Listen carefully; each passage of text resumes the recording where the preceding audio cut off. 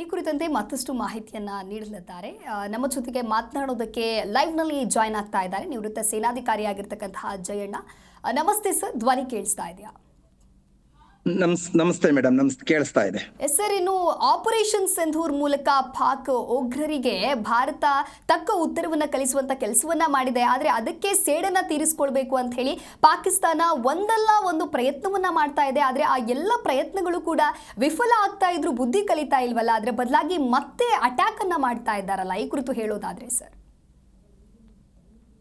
ಇದರ ಬಗ್ಗೆ ಕುಲಂಕುಷವಾಗಿ ಹೇಳಬೇಕು ಅಂತ ಹೇಳಿದ್ರೆ, ಪಾಕಿಸ್ತಾನ ಭಾರತವನ್ನ ಯಾವುದೇ ಕಾರಣಕ್ಕೂ ಏನು ಮಾಡ್ಲಿಕ್ಕಾಗಲಿಂದ ಗೊತ್ತಿರೋದ್ರಿಂದನೇ ಅವ್ರು ಈ ತರ ನಾಟಕ ಮಾಡ್ಕೊಂಡು ಆಡಾಡ್ತಾ ಇದ್ದಾರೆ. ಹಾವನ್ನ ಹಲ್ಕಿತ್ತರ ಹಾವನ್ನ ಬುಟ್ಟಿಲಿ ಇಟ್ಕೊಂಡು ತೋರ್ಸ್ಕೊಂಡು ಭಾರತವನ್ನ ಎದುರಿಸ್ಲಿಕ್ಕೆ ನೋಡ್ತಿದ್ದಾರೆ. ಅವ್ರಿಗೆ ಮುಂದೆ ಬರ್ಲಿಕ್ಕೆ ಯಾವ ಚೈತನ್ಯನೂ ಇಲ್ಲ. ನಿಮಗೆ ಗೊತ್ತಿದೆ ಡ್ರೋನ್ ಯಾವ ರೀತಿ ಮಾಡಿದ್ರು, ಎಲ್ಲೆಲ್ಲಿ ಏನೇನ್ ಡ್ರೋನ್ಸ್ ನಾವು ಎಷ್ಟು ನಾಶ ಮಾಡಿದೀವಿ. ಫಿರೋಜ್ಪುರ್ ಬಗ್ಗೆ ಮಾತಾಡ್ತಾ ಇದ್ರಿ. ಫಿರೋಜ್ಪುರ್ ಇಂದ ಸುಮಾರು 30 ಕಿಲೋಮೀಟರ್ ದೂರದಲ್ಲಿ ಹುಸೇನಿಯಾವಾಲಾ ಅಂತ ಒಂದು ಬಾರ್ಡರ್ ಇದೆ. ಆ ಹುಸೇನಿಯಾವಾಲಾ ಬಾರ್ಡರ್ ಅಲ್ಲಿ ನಾನು ಸರ್ವಿಸ್ ಮಾಡಿದ್ದೀನಿ. ಪಾಕಿಸ್ತಾನದ ಬಗ್ಗೆ ತುಂಬಾ ಚೆನ್ನಾಗಿ ಹರ್ತ್ಕೊಂಡಿರೋ ಮನುಷ್ಯ ನಾನು. ಆ ಬಾರ್ಡರ್ ಅಲ್ಲಿ ಪಾಕಿಸ್ತಾನ ಭಾರತ ಹೋಲಿಸೋ ಅವಶ್ಯಕತೆನೂ ಇಲ್ಲ. ಇಲ್ಲಿ ನಮ್ಮ ಇಂಟರ್ನಲ್ ಸರಿಯಾಗಿರ್ತಕ್ಕಂತಹ ಈ ರಾಜಕೀಯ ವ್ಯಕ್ತಿಗಳು ನಮಗೆ ಸಪೋರ್ಟ್ ಅನ್ನ ಮಾಡಿದ್ರೆ ಇವತ್ತು ಈ ಮಾಜಿ ಸೈನಿಕರು, ನಾನೊಬ್ಬ ಅಖಿಲ ಕರ್ನಾಟಕ ಮಾಜಿ ಸೈನಿಕರ ಗೌರವಾಧ್ಯಕ್ಷನಾಗಿ, ಕರ್ನಾಟಕದ ಎಕ್ಸ್-ಸರ್ವಿಸ್ ಮ್ಯಾನ್ ಅಸೋಸಿಯೇಷನ್ ಒಬ್ಬ ಗೌರವಾಧ್ಯಕ್ಷನಾಗಿ ನಾನು ಓಪನ್ ಆಗಿ ಹೇಳ್ತಾ ಇದ್ದೀನಿ, ಪಾಕಿಸ್ತಾನಕ್ಕೆ ಸರಿಯಾದ ಬುದ್ಧಿನ ಕಲಿಸ್ಬೇಕು ಅಂದ್ರೆ ನಮ್ಮ ಭಾರತೀಯರು ಮೊದಲು ಹೊಂದಾಗಬೇಕು, ಎಲ್ಲರಿಂದಲೂ ಸಪೋರ್ಟ್ ಸಿಗಬೇಕು. ಆ ಕಷ್ಟಪಟ್ಟಿರ್ತಕ್ಕಂಥದನ್ನ ಇವತ್ತು ಕೂಡ ನಮ್ಮ ರೋಮ ನಿಂತ್ಕೊಳ್ತಾ ಇರುತ್ತೆ. ಪ್ರತಿಯೊಂದು ಟಿವಿ ಚಾನೆಲ್ಗಳಲ್ಲಿ ಲೈವ್ ಅಲ್ಲಿ ನಾವು ಮಾತಾಡ್ತಾ ಇರ್ಬೇಕಾರೆ, ನಿಮ್ಮನ್ನೆಲ್ಲ ನೋಡ್ತಾ ಇರ್ಬೇಕಾರೆ, ನಿಮ್ಮ ಧ್ವನಿಗಳನ್ನ ಕೇಳ್ತಾ ಇರ್ಬೇಕಾರೆ ರೋಮಾಂಚನ ಆಗುತ್ತೆ, ರೋಮ ಎದ್ದು ನಿಲ್ಲುತ್ತೆ. ಇವತ್ತಿನ ದಿನದಲ್ಲಿ ಎಲ್ಲಾ ಮಾಜಿ ಸೈನಿಕರು ಕೂಡ, ಈಗ ನಾನು ಗುಬ್ಬಿಯಲ್ಲಿ ಲೈವ್ ಜಾಯಿನ್ ಆಗಿದ್ದೆ. ಗುಬ್ಬಿಯಲ್ಲಿ ಕೂಡ ಮಾಜಿ ಸೈನಿಕರು ಅವೇರ್ನೆಸ್ ಕೊಡ್ತಾ ಇದ್ದಾರೆ ಜನಗಳಿಗೆ. NCC ಕ್ಯಾಡೆಟ್ಸು, ಕಾಲೇಜ್ ಸ್ಟೂಡೆಂಟ್ಸು, ಅಲ್ಲಿರ್ತಕ್ಕಂಥ ಪ್ರಜೆಗಳನ್ನ ಅವೇರ್ನೆಸ್ ಕೊಡ್ತಾ ಇದೀವಿ. ಪಾಕಿಸ್ತಾನ ಕಾಲ್ ಕೆರ್ಕೊಂಡು ಬರ್ತಾ ಇರೋದೊಂದು ಬಿಟ್ರೆ ಬೇರೆ ಪಾಕಿಸ್ತಾನದಿಂದ ಭಾರತವನ್ನ ಯಾವುದೇ ಕಾರಣಕ್ಕೂ ಟಚ್ ಮಾಡ್ಲಿಕ್ಕಾಗಲ್ಲ. ಇದು ನನ್ನ ಧ್ಯೇಯ ಉದ್ದೇಶ. ನಾನು ಎಲ್ಲಾ ಭಾರತೀಯರಲ್ಲೂ ಕೈ ಮುಗಿದು ಕೇಳ್ತೀನಿ, ನೀವು ಯಾವುದೇ ಕಾರಣಕ್ಕೂ ವಿಚಲಿತರಾಗಬೇಡಿ, ಯಾವುದೇ ತೊಂದರೆಗೆ ಒಳಗಾಗಬೇಡಿ, ಧೈರ್ಯವಾಗಿರಿ. ಭಾರತ ಸೇನೆ ನಿಮ್ ಜೊತೆ ಇದೆ. ಗಡಿಯಲ್ಲಿ ನಾವು 100% ಎದುರಿಸ್ತೀವಿ. ಪ್ರತಿಯೊಬ್ಬ ಮಾಜಿ ಸೈನಿಕನು ಕೂಡ ಇವತ್ತು ಕೂಡ ಪ್ರತಿಯೊಬ್ಬರು ರೆಡಿಯಾಗಿ ನಿಂತ್ಕೊಂಡಿದ್ದಾರೆ, ಹೋಗ್ತಾ ಇದ್ದಾರೆ. ನಿಮ್ಗೆಲ್ಲ ತಿಳಿದಿರೋ ಹಾಗೆ ಈಗ ಎಲ್ಲ ರಜತ್ ಬಂದಿರ್ತಕ್ಕಂತಹ ಎಲ್ಲಾ ಆರ್ಮಿಯವ್ರನ್ನ ವಾಪಸ್ ಕರೆಸ್ಕೊಳ್ತಾ ಇದ್ದಾರೆ. ಭೂನ ಭದ್ರವಾಗಿ ಇಟ್ಕೊಂಡಿದೀವಿ. ನಮ್ಮ ಒಂದು ಬಲಿಷ್ಠ ರಾಷ್ಟ್ರ, ಒಬ್ಬ ಬಲಿಷ್ಠ ನಾಯಕನ ಮಾತ್ರ ಇದ್ದಾರೆ. ತುಂಬಾ ಒಳ್ಳೆ ತರ ಪ್ಲಾನ್ ಮಾಡಿ ಇದನ್ನ ಸಿಂಧೂರ್ನ ನಾವು ಸಕ್ಸಸ್ ಆಗಿದೀವಿ ಅಂದ್ರೆ ಬೇರೆ ಯಾವುದೇ ಕಾರಣಕ್ಕೂ ನಾವು ಎದುರುವಂತ ಅವಶ್ಯಕತೆ ಇಲ್ಲ ಮೇಡಮ್. ಓಕೆ ಸರ್, ಇನ್ನು ಯಾವುದೇ ರಾಷ್ಟ್ರದ ಡಿಪೆಂಡೆನ್ಸಿ ಇಲ್ದೇನೆ ಭಾರತ ಮುನ್ನುಗ್ತಾ ಇದೆ, ಈ ರೀತಿಯಾಗಿ ಪಾಕಿಸ್ತಾನದ ವಿರುದ್ಧವಾಗಿ ಸೇಡನ್ನ ತೀರಿಸ್ಕೊಳ್ತಾ ಇದೆ ಸರ್, ಈ ಕುರಿತು ಏನ್ ಹೇಳ್ತೀರಾ? ಭಾರತದ ಸೇನೆಯಲ್ಲಿ ಇರ್ತಕ್ಕಂತಹ ಎಕ್ವಿಪ್ಮೆಂಟು, ನಮ್ಮಲ್ಲಿರ್ತಕ್ಕಂತಹ ನಮ್ಮ ಆರ್ಮಿ ಫೋರ್ಸು, ಟ್ರೈನಿಂಗು, ನಮ್ಮಲ್ಲಿರ್ತಕ್ಕಂತಹ ಒಂದು ಕಾನ್ಫಿಡೆನ್ಸ್ ಏನಿದೆ ಅದು ಪಾಕಿಸ್ತಾನ ಏನು ಮಾಡಕ್ಕಾಗಲ್ಲ ಅಂತ ಗೊತ್ತು. ನಮ್ಗೆ ಯಾರು ಸಪೋರ್ಟ್ ಇಲ್ಲದೆ ಹೋದ್ರು ಕೂಡ ನಾವು ಗೆದ್ದುಕೊಂಡು ಬರೋ ಧೈರ್ಯ ನಮ್ಗಿದೆ. ನಾವು ಗೆಲ್ತೀವಿ, ಇದ್ರಾಗ ಎರಡನೇ ಮಾತೇ ಇಲ್ಲ. ಓಕೆ ಸರ್, ಹಾಗಾದ್ರೆ ಪಾಕ್ ಖಂಡಿತವಾಗಿಯೂ ಇನ್ನೂ ಕೂಡ ದಾಳಿಯನ್ನ ಮುಂದುವರಿಸುತ್ತಾ ಅಂತ ಹೇಳಿ ಈ ಕುರಿತು ಏನಾದ್ರು ಹೇಳೋದಾದ್ರೆ? ಈ ಕುರಿತು ನಾವು ಹೇಳಿದ ದಾಳಿಯನ್ನ ಮುಂದುವರಿಸಲಿಕ್ಕೆ ಅವ್ರು ಯಾರು ಮುಂದೆ ಬರಕ್ ರೆಡಿ ಇಲ್ಲ. ಅವರು ಸೈಬರ್ ಅಟ್ಯಾಕು, ಡ್ರೋನ್ ಅಟ್ಯಾಕು ಈ ತರ ನಮಗೆ ಡಿಸ್ಟರ್ಬ್ ಮಾಡ್ತಾ ಇದಾರೆ ವಿನಃ ಅವರು ಫೇಸ್ ಟು ಫೇಸ್ ಬಿಡಲ್ಲ. ನಾನೊಬ್ಬ subedar, junior commissioned officer, retired from the army. ನಾನೊಬ್ಬ ಆರ್ಟಿಲರಿ ಇದ್ದವನು. ನಾನು ಆರ್ಟಿಲರಿ ಸರ್ವಿಸ್ ಮಾಡಿರ್ತಕ್ಕಂಥವನು. ಈಗ ಆರ್ಟಿಲರಿ ಗನ್ನು ಮೊನ್ನೆ ಏನು ಸಿಂಧೂರಲ್ಲಿ ಆಕ್ಟಿಂಗ್ ಮಾಡಿದೆ, ಅದು ಸುಮಾರು 23 ಕಿಲೋಮೀಟರ್ ದೂರದಿಂದ ಕರೆಕ್ಟ್ ನಿಶಾನ ಹಿಡಿದು ಆ ಗೋಲಿನ ಡ್ರಾಪ್ ಮಾಡಿದ್ದಾರೆ. ಅದರಲ್ಲಿ ಪಾಕಿಸ್ತಾನ ಬುದ್ಧಿ ಕಲಿಬೇಕಾಗಿರೋದು ಇಷ್ಟೇ. ನಾವಿನ್ನೂ ಮೋಕ್ ಡ್ರಿಲ್ಲೇ ಮಾಡಿಲ್ಲ. ಮೋಕ್ ಡ್ರಿಲ್ ರೆಡಿ ಆಗ್ತಾ ಇದೀವಿ. ಅದಕ್ಕಿಂತ ಮುಂಚೆನೆ ನಮ್ಮ ಬಲಿಷ್ಠವಾದಂತಹ ನಮ್ಮ ಲೀಡರ್ಗಳು ಎಷ್ಟು ಬೇಗ ಅದನ್ನ ಹಾಕ್ಸಿನ್ ತಗೊಂಡು ಮಾಡಿದರೆ ಅನ್ನೋದು ಒಂದರಲ್ಲೇ ಅವ್ರ ಬುದ್ಧಿ ಕಲ್ತ್ಕೊಂಡ್ರೆ ಸಾಕಾಗಿತ್ತು. ಈಗಲೂ ಕೂಡ ಅವ್ರು ಕೆದಿಕೊಂಡು ಸಣ್ಣ ಪುಟ್ಟ ಮಾಡ್ಬೋದೇ ವಿನಃ ಅವ್ರ ಹತ್ರ ಅವ್ರಿಗೆ ಯಾವ ಧೈರ್ಯನೂ ಇಲ್ಲ. ಯಾವುದೇ ಕಾರಣಕ್ಕೂ ಭಾರತದ ಮೇಲೆ ಅವ್ರು ನುಗ್ಗಿ ಬರೋದೂ ಇಲ್ಲ. ಅವ್ರ ಹತ್ರ ಇರ್ತಕ್ಕಂತಹ ಅಮ್ನಿಷನ್ನು, ಅವರಲ್ಲಿ ಇರ್ತಕ್ಕಂತಹ ಸ್ಟ್ರೆಂತ್ ನೋಡಿದ್ರೆ ಕಂಟಿನ್ಯೂಸ್ ಆಗಿ 48 ಅವರ್ಸು ಕೂಡ ಅವ್ರಿಗೆ ಫೈಟ್ ಮಾಡೋಷ್ಟು ಅಮ್ನಿಷನ್ ಅವ್ರ ಹತ್ರ ಇಲ್ಲ. ಓಕೆ. ನಾವು ಅದಕ್ಕೋಸ್ಕರ ಯಾವುದೇ ಕಾರಣಕ್ಕೂ ಎದುರು ಹಿಂದೆ ಸರಿಯಾದ ಪ್ರಶ್ನೆನೂ ಬರಲ್ಲ, ನಾವು ಸರಿಯೋದು ಇಲ್ಲ. ಸರ್, ಇನ್ನು ಭದ್ರತಾ ದೃಷ್ಟಿಯಿಂದ ಯಾವೆಲ್ಲ ಕ್ರಮಗಳು ಅಗತ್ಯವಾಗತ್ತೆ ಸರ್? ಕೆಲವೊಂದು ಇದಕ್ಕಿಂತ ಮುಂಚೆನೂ ಕೂಡ ತಮಗೂ ಗೊತ್ತಿರ್ಬೋದು, ನಿಮ್ಮ ಚಾನಲ್ ಅಲ್ಲೂ ಕೂಡ ನಾನು ಕೇಳಿದೀನಿ, ಎಲ್ಲಾ ಚಾನಲ್ ಕೇಳಿದೀನಿ, ಭದ್ರತಾ ವೈಫಲ್ಯ ಅಂತ ಹೇಳ್ಬಿಟ್ಟು ಹೇಳ್ಕೊಂಡು ಸುತ್ತಾ ಇದಾರೆ ಎಲ್ಲ. ಅದಕ್ಕೆ ನಂದೊಂದು ಸಜೆಷನ್ ಇತ್ತು, ನಾನು ರಿಪಬ್ಲಿಕ್ ಟಿವಿಯಿಂದ ನೇರವಾಗಿ ಲೈವ್ ಅಲ್ಲಿ ಮಾತಾಡಿದ್ದೀನಿ. ಭದ್ರತಾ ವೈಫಲ್ಯ ಅಂತ ಹೇಳೋರು ರಾಜಕೀಯ ವ್ಯಕ್ತಿಗಳು ಮಾತ್ರ, ಅವರ ಬೇಳೆ ಬೇಯಿಸ್ಕೊಳ್ಳಿಕ್ ಮಾತ್ರ ಅವ್ರು ಆತರ ಮಾತಾಡ್ತಾರೆ. ಅದಕ್ಕೆ ನಾನು ಚಾಲೆಂಜ್ ಮಾಡ್ತೀನಿ, ಯಾರಾದ್ರೂ ರಾಜಕೀಯ ವ್ಯಕ್ತಿಗಳು ಟೂರ್ ಅಂತ ಬನ್ನಿ ಸಾಕು. ಜಮ್ಮು ಕಾಶ್ಮೀರದಲ್ಲಿ ಚಿನಾರ್ ಕಾಂಪ್ಲೆಕ್ಸ್ ಇಂದ ಈಗ ಏನಲ್ಲ ಅಟ್ಯಾಕ್ ಆಗಿತ್ತು ನಾಗರಿಕ ಮೇಲೆ, ಅಲ್ಲಿವರೆಗೆ ಒಂದು ದಿವಸ ನೀವು ಟ್ರಾವೆಲ್ ಮಾಡಿ ಬಂದ್ರೆ ಭದ್ರತಾ ವೈಫಲ್ಯನ ಅಥವಾ ಭದ್ರತಾ ಹೇಗಿದೆ ಅನ್ನೋದನ್ನ ಅಲ್ಲಿ ಹೋದ್ರೆ ಗೊತ್ತಾಗುತ್ತೆ. ನಾವು ಸುಮ್ಮನೆ ಬಾಯಲ್ಲಿ ಹೇಳೋದ್ರಿಂದ ಅವ್ರಿಗೇನು ಗೊತ್ತಾಗಲ್ಲ, ಅವ್ರು ನೋಡಲ್ಲ ಅದನ್ನ.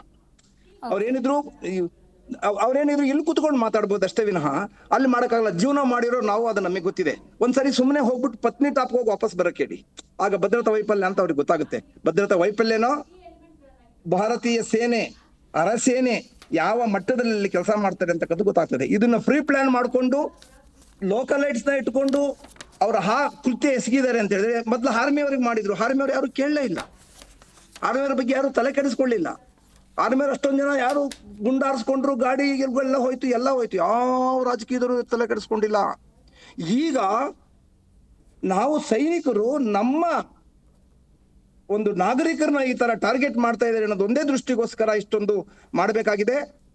ಸರಿಯಾದ ನಿರ್ಧಾರ ತಗೊಂಡಿದ್ದಾರೆ ಭಾರತದವರು, ಸರಿಯಾಗಿ ಅವರಿಗೆ ಬುದ್ಧಿ ಕಲಿಸ್ಬೇಕು.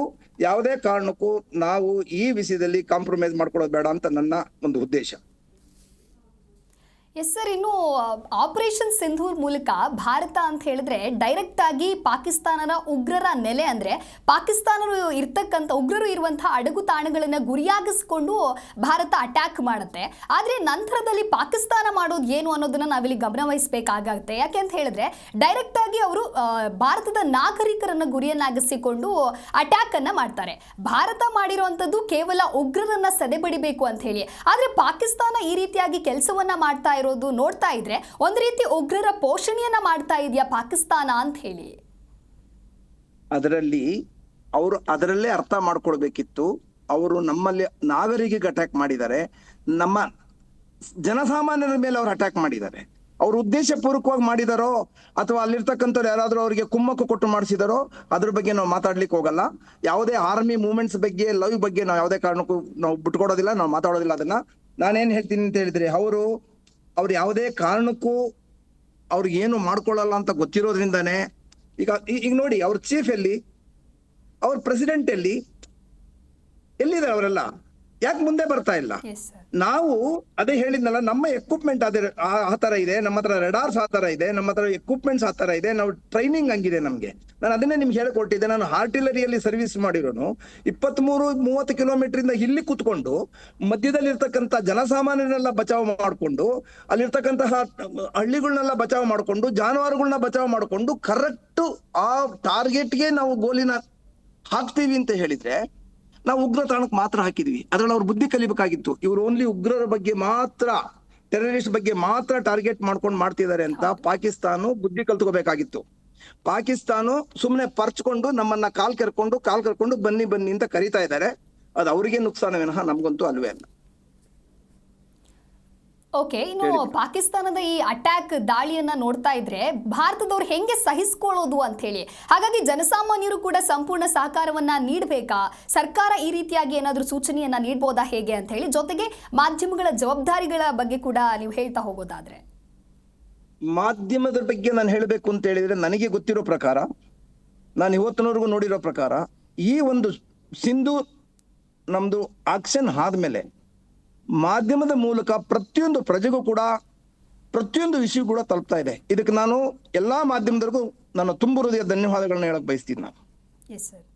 ನಾನು ಎರಡನೇದಾಗಿ ಸೆಲ್ಫ್ ಡಿಫೆನ್ಸ್ ಅವೇರ್ನೆಸ್ ಜನಗಳಿಗೆ ಅವಶ್ಯಕತೆ ಇದೆ.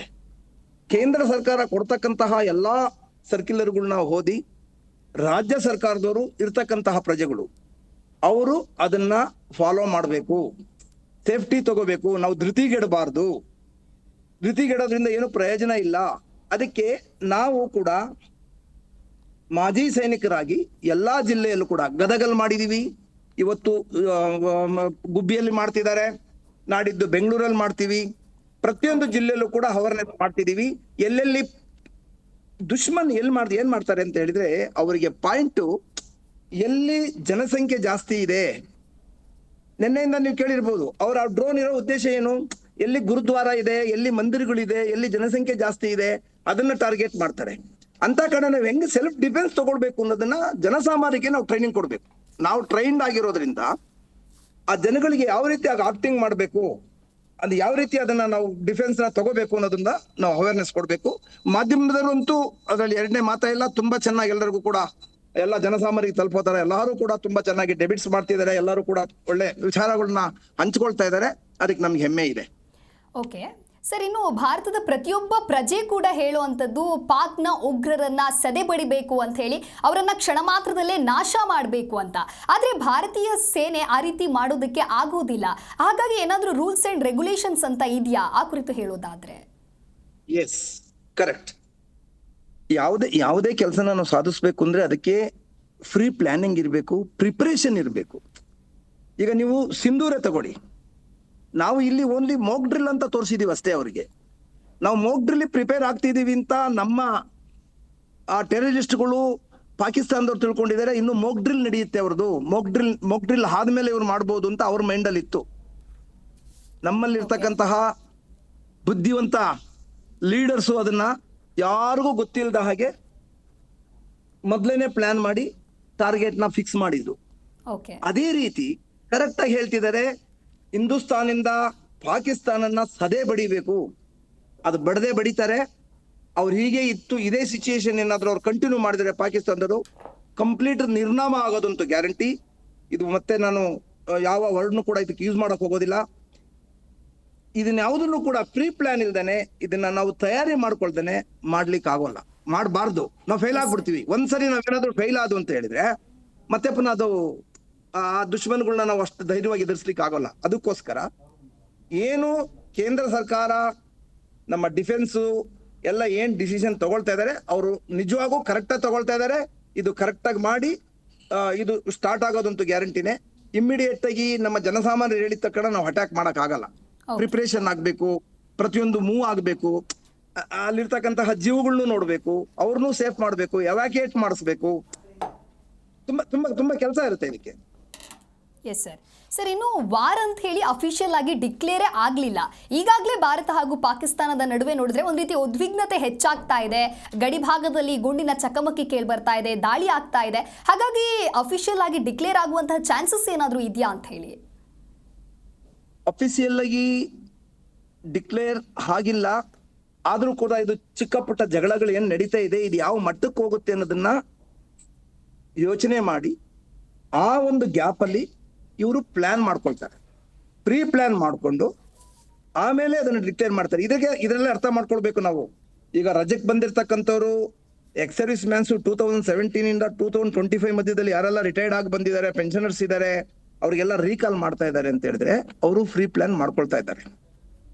ಇದು ಸಣ್ಣ ಜಗಳ ಅಷ್ಟೇನೆ. ಇದೊಂಥರ ಸಣ್ಣ ಪುಟ್ಟ ಜಗಳ. ಇದು ವಾರ್ ಇನ್ನೂ ಅಫಿಷಿಯಲ್ ಡಿಕ್ಲೇರ್ ಆಗಿಲ್ಲ. ವಾರ್ ಅಫಿಷಿಯಲ್ ಡಿಕ್ಲೇರ್ ಆಗ್ಬೇಕು ಅಂದ್ರೆ ನಾವು ಫುಲ್ಲಿ ಪ್ರಿಪೇರ್ ಆಗ್ಬೇಕು.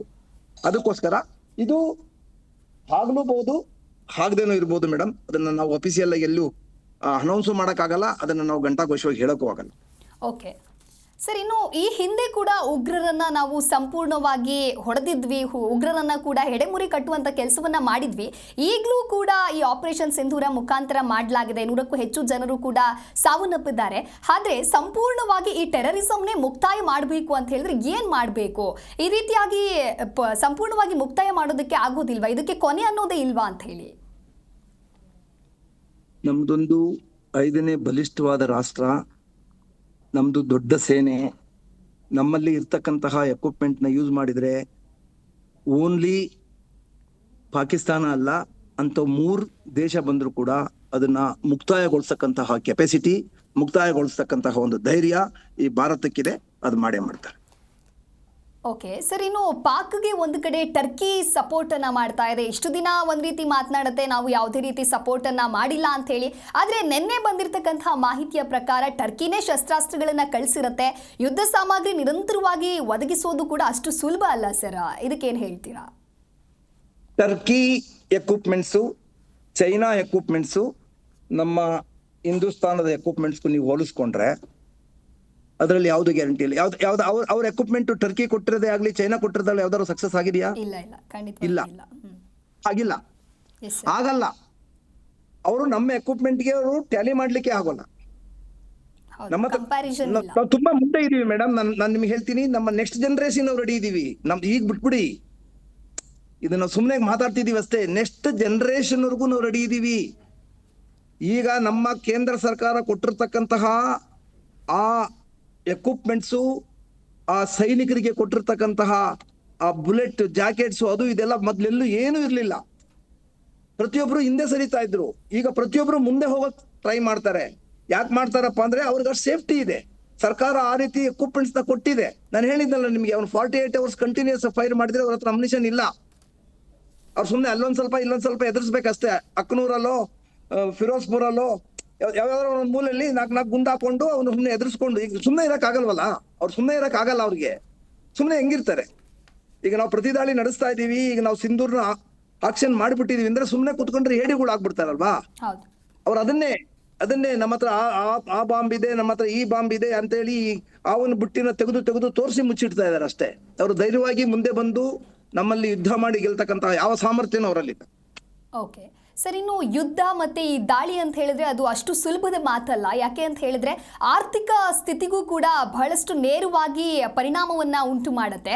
ಹಾಗೆ ಗಮನಿಸ್ತಾ ಹೋಗೋದಾದ್ರೆ ಈಗಾಗಲೇ ಭಾರತ ಮಾಡಿರುವಂತಹ ಅಟ್ಯಾಕ್ನಿಂದಾಗಿ ಪಾಕಿಸ್ತಾನದ ಆರ್ಥಿಕ ಸ್ಥಿತಿ ಬಹಳಷ್ಟು ಹದಗೆಟ್ಟು ಹೋಗಿದೆ. ಹಾಗಾಗಿ ಸಾಲ ಕೇಳುವಂತಹ ಒಂದು ಲೆವೆಲ್ಗೂ ಕೂಡ ಅವ್ರು ಇಳಿದಿದ್ದಾರೆ. ಆದ್ರೂ ಕೂಡ ಬುದ್ಧಿ ಕಲಿತಾ ಇಲ್ವಲ್ಲ. IMF ಬಳಿ ಅವರು ಸಾಲ ಕೇಳೋದಕ್ಕೆ ಮುಂದಾಗಿದ್ದಾರೆ. ಇನ್ನು ಆ ಕುರಿತಂತೆ ಸಭೆ ಕೂಡ ನಡೆಯುತ್ತೆ. ಆ ಸಭೆಯಲ್ಲಿ ಸಾಲವನ್ನ ಕೊಡಬೇಕೋ ಬೇಡವಾ ಅನ್ನೋದ್ರ ಕುರಿತಂತೆ ನಿರ್ಧಾರವನ್ನು ಕೈಗೊಳ್ಳಲಾಗುತ್ತೆ. ಈ ಕುರಿತು ಹೇಳೋದಾದ್ರೆ ಸರ್. ತುಂಬಾ ಒಳ್ಳೆ ಪ್ರಶ್ನೆ ಕೇಳಿದೀರಾ. ಯಾರಿಗೂ ದೇಶವನ್ನ ಆರ್ಥಿಕವಾಗಿ ಹಿಂದೆ ತಗೊಂಡೋಗ್ಲಿಕ್ಕೆ ಯಾರಿಗೂ ಇಷ್ಟ ಇಲ್ಲ ಮೇಡಮ್. ಯಾವ ಸೈನಿಕನಿಗೂ ಇಲ್ಲ, ಯಾವ ಲೀಡರ್ಸ್ಗೂ ಇಲ್ಲ. ಆದರೆ ನಾವು ಎದುರಿ ಕುತ್ಕೊಳ್ಳೋಕು ಆಗಲ್ಲ. ನಮ್ಮನೆಗೆ ನುಗ್ಗಿ ಹೊಡಿತಾರೆ ಅಂದ್ರೆ ನಾವು ಸುಮ್ಮನೆ ಕುತ್ಕೊಳ್ಳೋಕು ಆಗಲ್ವಲ್ಲ. ಆಗ ಆರ್ಥಿಕವಾಗಿ ನಾವು ಬಲಿಷ್ಠ, ನಾವು ಕೆಳಗಡೆ ಹೋಗ್ಬಿಡ್ತೀವಿ ಅಂತ ಯೋಚನೆ ಮಾಡಕ್ ಆಗಲ್ವಲ್ಲ. ಸೊ ಅದಕ್ಕೋಸ್ಕರ ನಾವು ಮುಂದೆ ಇದೀವಿ. ಯಾರಿಗೂ ವಾರ್ ಮಾಡಕ್ ಇಷ್ಟ ಇಲ್ಲ, ಯಾರು ಹಿಂದೆ ಹೋಗಕ್ ಇಷ್ಟ ಪಡಲ್ಲ. ಬಟ್ ಪಾಕಿಸ್ತಾನದ ಹತ್ರ ಏನು ಇಲ್ಲ. ಕಂಪ್ಲೀಟ್ ಪಾಕಿಸ್ತಾನನೇ ಅವ್ರು ಇವತ್ತೇ ಮಾರ್ಕೊಂಡ್ರು ಕೂಡ ಅವ್ರಿಗೆ ಅವ್ರ ಸಾಲ ತೀರ್ಸಕ್ ಆಗಲ್ಲ. ನಾವಲ್ಲ, ನಾವು 5ನೇ ಬಲಿಷ್ಠ ರಾಷ್ಟ್ರದಲ್ಲಿ ಇದೀವಿ. ನಾವು ತುಂಬಾ ಮುಂಚೂಣಿಯಲ್ಲಿ ಇದೀವಿ. ನಾವು ಯೋಚನೆ ಮಾಡೋಂತ ಅವಶ್ಯಕತೆನೇ ಇಲ್ಲ. ಆದ್ರೆ ಅವ್ರು ಅದನ್ನ ಯೋಚನೆ ಮಾಡ್ಬೇಕು. ಅದಕ್ಕೇನೆ ಅವ್ರು ಮುಂದೆ ಬರ್ತಾ ಇಲ್ಲ. ಇದೆಲ್ಲ ಸುಮ್ಮನೆ ಸಣ್ಣ ಪುಟ್ಟ ಜಗಳ ಮಾಡ್ಕೊಂಡು ಕಾಲ್ ಕೆರ್ಕೊಂಡು ಬರ್ತಾ ಇದಾರೆ ಅಷ್ಟೇ. ನಮ್ಮನ್ನ ಎಬ್ಬರಿಸ್ತಾ ಇದ್ದಾರೆ. ಅವ್ರಿಗೆ ಗೊತ್ತಿದೆ ಎಷ್ಟು ಆಫೀಸರ್ಸ್ ಮತ್ತೆ ಎಷ್ಟು ಜವಾನ್ಸ್ ರಿಸೈನ್ ಮಾಡಿದ್ದಾರೆ. ಏನಾದ್ರು ನಿಮ್ಗೆ ಲೆಕ್ಕಪತ್ರ ಸಿಕ್ಕಿದೆಯಾ ಅದರದ್ದು? ಪಾಕಿಸ್ತಾನದ್ದು ಯಾರಿದ್ದಾರೆ ಅಲ್ಲಿ? ಅವ್ರ ಚೀಫೇ ಇಲ್ಲ. ಲೆಕ್ಕ ಹಾಕಿ, ಒಬ್ಬ ಚೀಫೇ, ಆರ್ಮಿ ಚೀಫೇ ಇಲ್ಲ, ಅಲ್ಲಿಂದ ಎಸ್ಕೇಪ್ ಆಗಿದ್ದಾರೆ ಅಂತ ಹೇಳಿದ್ರೆ ಬಾಕಿ ಹಿಂದಿರ್ತಕ್ಕಂಥವ್ರು ಏನ್ ಮಾಡ್ತಾರೆ? ಯಾರು ಮುಂದೆ ಬರಕ್ ರೆಡಿ ಇಲ್ಲ. ಆದರೆ ಅದೇ ಆ ಬಾರ್ಡ್ರಲ್ಲಿ ಈ ಬಾರ್ಡ್ರಲ್ಲಿ ಅಲ್ಲಿ ಇಲ್ಲಿ ಸ್ವಲ್ಪ ನೋಡ್ಕೊಂಡು ಅವರು ಇದನ್ನ ಕಂಟಿನ್ಯೂ ಮಾಡಕ್ಕೆ ಅವ್ರಿಗೂ ಇಷ್ಟನೂ ಇಲ್ಲ, ಅವ್ರು ಮಾಡೋದು ಇಲ್ಲ. ಬರ್ಕೊಳ್ಳಿ ಮೇಡಮ್, ವಾರ್ ಡಿಕ್ಲೇರ್ ಆದ್ರೂ ಕೂಡ ಅವ್ರಿಗೆ ಪ್ರತಿ ಉತ್ತರ 24 hours ಸ್ಟ್ಯಾಟಿಕ್ ಆಗಿ ನಿಂತ್ಕೊಂಡು ಅವ್ರ ಕೈಲಿ ಯುದ್ಧ ಮಾಡಕ್ ಆಗಲ್ಲ ಭಾರತದ ಆಪೋಸಿಟ್ ಆಗಿ. ಇದು ಕ್ಲಿಯರ್. ಓಕೆ ಸರ್, ಇನ್ನು ಚೀನಾ ಪಾಕಿಸ್ತಾನಕ್ಕೆ ಒಂದು ರೀತಿ ಸಪೋರ್ಟ್ ಅನ್ನ ಮಾಡ್ತಾ ಇದೆ. ಇದು ಯಾವ ಉದ್ದೇಶದಿಂದಾಗಿ ಅಂತ ಹೇಳಿ? ಈ ರೀತಿಯಾಗಿ ಸಪೋರ್ಟ್ ಮಾಡಿದ್ರೆ ಭಾರತದ ಆರ್ಥಿಕತೆಗೆ ನಾವು ಹೊಡೆತವನ್ನ ಸಾಧಿಸಬಹುದು ಅನ್ನೋದಾಗಿ ಏನಾದ್ರೂ ಚಿಂತನೆ ಆಗಿರ್ಬಹುದಾ, ಹೇಗೆ ಅಂತ ಹೇಳಿ? ಚೀನಾ ಆರ್ಥಿಕತೆಗಿಂತಲೂ ಹೇಳ್ಬೇಕು ಅಂತ ಹೇಳಿದ್ರೆ, ಚೀನಾ ಒಂದು ಹಿಂದೂಸ್ತಾನದ ಬಾರ್ಡರು, ಪಾಕಿಸ್ತಾನ ಎರಡು ಇರೋದ್ರಿಂದ ಆ ರಾಷ್ಟ್ರ ಅವರಿಗೆ ಸಪೋರ್ಟ್ ಮಾಡ್ತೀವಿ ಅಂತ ಹೇಳಿದಾರೆ ಅಷ್ಟೇನೆ.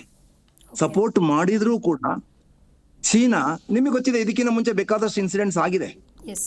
ಚೀನಾ ಜೊತೆನೂ ಆಗಿದೆ ನಮಗೆ. ಚೀನಾ ಅಷ್ಟು ಈ ವಿಷಯಕ್ಕೆ ಬಂದ್ರೆ ಈ ನಮ್ಮನ್ನ ಆರ್ಥಿಕತೆಯಿಂದ ಡೌನ್ ಮಾಡ್ಬೇಕು ಅನ್ನೋದೇನಾದ್ರು ಒಂದು ಚಿಂತನೆ ಇಟ್ಕೊಂಡು ನಾನು ಸಪೋರ್ಟ್ ಮಾಡ್ತೀನಿ ಅಂತ ಬಹಿರಂಗವಾಗಿ ಸ್ಟೇಟ್ಮೆಂಟ್ ಕೊಟ್ಟಿರ್ಬೋದೇ ವಿನಃ ಅವರು ಯಾವುದೇ ಕಾರಣಕ್ಕೂ ಪಾಕಿಸ್ತಾನಕ್ಕೆ ಅವರು ಏನ್ ಮಾಡ್ಬೇಕು ಅನ್ನೋದನ್ನ ಅಷ್ಟು ಸಪೋರ್ಟ್ ಅವ್ರು ಮಾಡ್ಲಿಕ್ಕೆ ಸಾಧ್ಯನೇ ಇಲ್ಲ. ಚೀನಾ ಏನಾದ್ರು ಆರ್ಥಿಕತೆ ಬಗ್ಗೆ ಏನಾದ್ರು ಕೈ ಹಾಕಿದ್ರೆ ಭಾರತಕ್ಕೆ ಚೀನಾನೇ ಇರಲ್ಲ. ಇದನ್ನು ಬರೆದಿಟ್ಕೊಂಡ್ಬಿಡಿ. ಓಕೆ ಸರ್, ಇನ್ನು ಭಾರತೀಯರಿಗೆ ಹಾಗೆ ಭಾರತೀಯ ಸೇನೆಯ ಸೈನಿಕರಿಗೆ ನೀವು ಏನು ಹೇಳೋದಕ್ಕೆ ಇಷ್ಟಪಡ್ತೀರಾ? ಜೊತೆಗೆ ಯೋಧರ ಶ್ರಮಕ್ಕೆ ಭಾರತದಾದ್ಯಂತ ಈಗಾಗಲೇ ಪೂಜೆಯನ್ನ ಕೂಡ ಮಾಡ್ತಾ ಇದ್ದಾರೆ ಸರ್. ಹೌದು, ನಾನು ತುಂಬಾ ಹೆಮ್ಮೆಯಿಂದ ಗರ್ವದಿಂದ ಹೇಳ್ಕೊಳ್ತೀನಿ ಭಾರತೀಯ ಸೇನೆ ಬಗ್ಗೆ. ಒಬ್ಬ ಮಾಜಿ ಸೈನಿಕನಾಗಿ ನಾನು ಸರ್ವಿಸ್ ಮುಗಿಸಿ 1996 ಅಲ್ಲಿ ರಿಟೈರ್ಡ್ ಆಗಿರೋದು. ಅದಾದ್ಮೇಲೆ ಸುಮಾರಷ್ಟು ಕಂಪನಿಗಳಲ್ಲಿ ಕೆಲಸ ಮಾಡಿದ್ದೀನಿ, ಇನ್ವೆಸ್ಟಿಗೇಷನ್ ಆಫೀಸರ್ ಆಗಿ ಕೆಲಸ ಮಾಡಿದ್ದೀನಿ. ಇವತ್ತಿನ ಈ ಒಂದು ಸ್ಥಿತಿಯಲ್ಲಿ ನಮ್ಮ ಮಾಜಿ ಸೈನಿಕರನ್ನ ನಾನು ನೋಡ್ತಾ ಇದ್ರೆ ಆ ರೋಷ ಹೇಗಿದೆ. ಆಮೇಲೆ ನಮ್ಮ ಜನಸಾಮಾನ್ಯರು ನೀವು ಹೇಳಿದಾಗೆ ಎಲ್ಲಿ ಎಲ್ಲಿ ಹೋದ್ರೂ ಕೂಡ ದೇಶದ ಬಗ್ಗೆ ಹವನ್ನು ಪೂಜೆಗಳನ್ನ ಮಾಡಿಸ್ತಾ ಇದ್ದಾರೆ. ಹೌದು ಸರ್. ಅಲ್ಲಿಗೆ ಎಷ್ಟು ನಮ್ಮಲ್ಲಿ ರೋಷ ಇದೆ, ಅವ್ರನ್ನ ಬಗ್ಬಡಿಬೇಕು ಅಂತ ನಮ್ಮ ಜನಸಾಮಾನ್ಯರಲ್ಲಿ ಎಷ್ಟು ಅವೇರ್ನೆಸ್ ಬಂದಿದೆ, ಮೀಡಿಯಾ ಮೂಲಕ ಎಷ್ಟು ಜನ ಎಷ್ಟು ಪಾಠ ಕಲ್ತ್ಕೊಂಡಿದ್ದಾರೆ. ಈಗ ನೋಡಿ, ಕಂಟಿನ್ಯೂಸ್ ಆಗಿ ಎಲ್ಲಾ ಚಾನಲ್ಸ್ ಇಂದಲೂ ನನಗೆ ಫೋನ್ಸ್ ಬರ್ತಾನೆ ಇದೆ, ಬರ್ತಾನೆ ಇದೆ ಕಂಟಿನ್ಯೂಸ್. ಒಂದು ನಿಯರ್ ಅಬೌಟ್ ಸಿಂಧೂರ್ಗಿನ್ನ ಒಂದು 24 hours before we are started. ಈಗ 2 ಟೀಮು. ಈಗ ನಮ್ಮ ಜಿ ಕನ್ನಡಕ್ಕೂ ಕೂಡ ನಾನು ಜಾಯಿನ್ ಆಗೋದಕ್ಕಿಂತ ಮುಂಚೆನೆ ನನ್ನ ಕೊಲಿಗ್ ಹತ್ರ ಮಾತಾಡ್ತಾ ಇದ್ದೆ. ನಮ್ಮ ಕೊಲಿಗ್ ಸತೀಶ್ ಕೂಡ ಲೈನ್ ಅಲ್ಲಿ ಇದ್ರು. ಅವ್ರಿಗೆ ಹೇಳ್ದೆ, ನೀವು ಲೈವ್ ಹೋಗ್ಬಿಡಿ ಜಿ ಟಿವಿಗೆ ಅಂತ. ನಾನು ಬೇರೆ ಕಡೆ ಹೋಗ್ತಾ ಇದ್ದೀನಿ, ನೀವು ಅಲ್ಲೋಗ್ರಪ್ಪ ಅಂತ ಹೇಳಿದಾರೆ. ಸೊ ನಮ್ಗೆ ಅಷ್ಟು ರೋಷ ಇದೆ ಮೇಡಮ್, ನಮ್ಗೆ ಅಷ್ಟು ರೋಷ ಇದೆ. ನಮ್ಮ ಜನಸಾಮಾನ್ಯರು ನೀವೆಲ್ಲ ಇಷ್ಟೊಂದು ಚಾನಲ್ ಅಲ್ಲಿ ಕುತ್ಕೊಂಡು ಅವೇರ್ನೆಸ್ ಕೊಡ್ತಾ ಇದ್ದೀರಾ, ಪ್ರತಿಯೊಂದು ಪಿನ್ನು ಅಪ್ಡೇಟ್ ಮಾಡ್ತಾ ಇದ್ದೀರಾ ಅಂದ್ರೆ ನಾವು ಹೇಗೆ ಸುಮ್ಮನೆ ಕುತ್ಕೊಳ್ಳೋಕೆ ಸಾಧ್ಯ?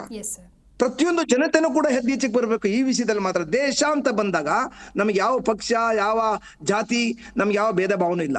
ಅದನ್ನು ಹೇಳಕ್ ಇಷ್ಟಪಡ್ತೀನಿ. ನೋಡಿ, ಸಿಂಧೂರ್ ಅಂತ ಹೆಸರು ಹೆಂಗ್ ಇಟ್ಟಿದ್ರು? ಯಾಕೆ ಇಟ್ಟಿದ್ರು ಅದೇ ಹೆಸರು? ಬೇರೆ ಯಾವ್ದು ಹೆಸರು ಇರ್ಲಿಲ್ವಾ?